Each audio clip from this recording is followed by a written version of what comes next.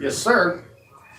What was probably what could be possibly different about your defense switching to offense this time, Joni? Because you guys did not only a good job having turnovers, which you had before. When you look at the turnovers versus scores, you were able to put points on the board today with regularity off the turnovers. Yeah, I think we just did a better job of converting. We've turned people over, but we've never had this many points off of turnovers before. So it's about making the right decision with the basketball, taking advantage of those opportunities. And I thought today we were pretty good about making the right decision.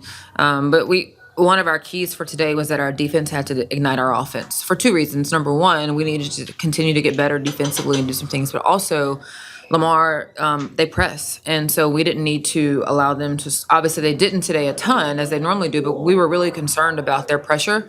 And so we needed to get stops so that we could then execute on offense and get out and run a little bit.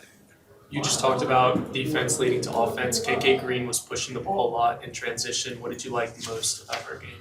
Exactly that. KK is someone who has literally taken to heart the role we've asked her to play, which is to be an absolute dog on defense, run our team, and make open shots. And so her shot selection has been great.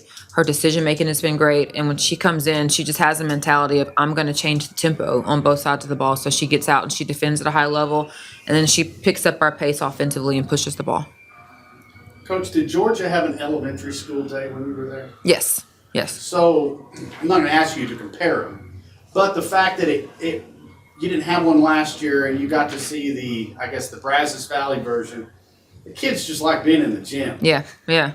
It's last year when we got here, the schedule was somewhat done, not done, but it was just we couldn't make it work. But it's something that for me it is important to do every single year. I want this to be an annual event. Number one, it could be the first time children from the Brazos Valley or the surrounding area come on campus or come to Reed Arena or watch an athletic event or a women's basketball game. So what a great opportunity for us to put on display the great university we have, the product we put on the floor, sportsmanship, what wonderful role models we have. So they can leave here saying, hey, I want to go to college. I want to go to Texas A&M. I want to be a student athlete. I want to go back to Reed Arena. Mama, go buy season tickets. Bring me back on Sunday. There's so many great opportunities and things that can come from just them walking in here. And that's what our job is at the end of the day. Of course, we want to compete for championships. We're going to graduate with degrees and in some cases, multiple degrees. But it's about taking the opportunities we have and then using that to create opportunities for other people. What about the enthusiasm they brought to the court in your team today? It's amazing. I could hear them before I even got out of the tunnel, and that's what you want. You want it to be loud. I love it. I love the excitement. I also like that it gives the teachers a break a little bit. As a secondary education major, I can appreciate all that teachers do. So just a great environment, and I look forward to it every year. Coach, Lamar entered the game, I think, ranked 25th in the country in scoring defense. What was you mentioned their press. What was the approach on offense going into the game, and how do you think you executed that? It was to take care of the basketball.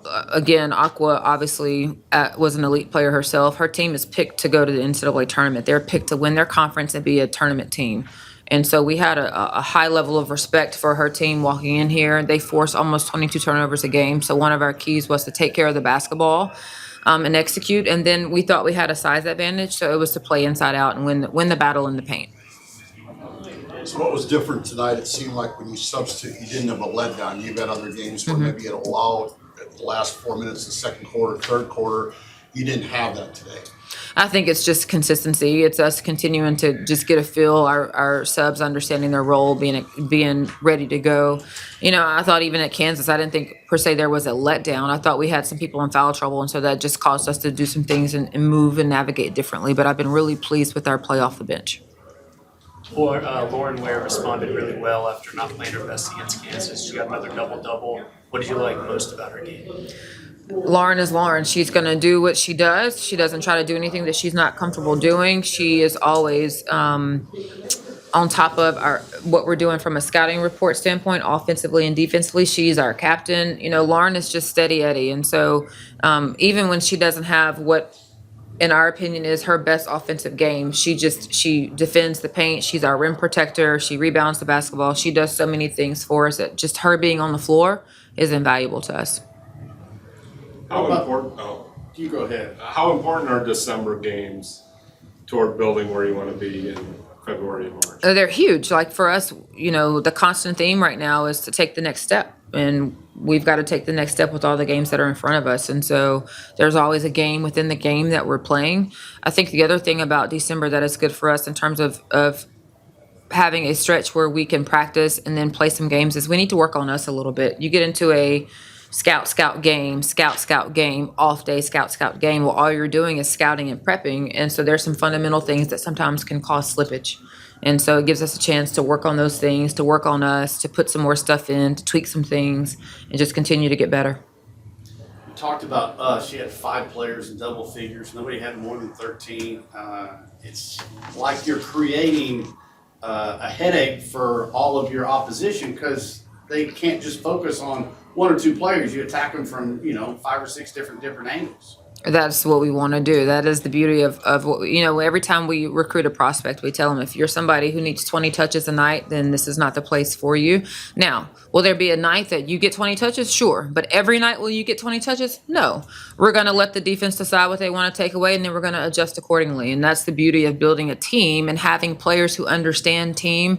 I mean, I think the bench was more excited than Lauren when Lauren got her double-double at the free throw line. That's the environment we want to create, and it makes us really dangerous because you don't know who it's going to be. We don't know who it's going to be, but once we see who it is, then that's who we feed or that's how we play, and that's what we do. So I'm excited about it. It's fun to watch, and it's fun to see them, respond in the right way and cheer for each other. All right. Why did Barker get the attempt? I was kind of surprised at that call. Well, I think she said something. So obviously she got fouled, and then when she turned, I think she looked at the opponent and said something to her. Sportsmanship is something that's high as it should be on everybody's radar, on referee's radar, and so I think that was just he was right there. He saw it, he heard it, and so he gave her a tech for it. Yeah. Okay, thank y'all. Thanks. Just wondered, 'cause I didn't think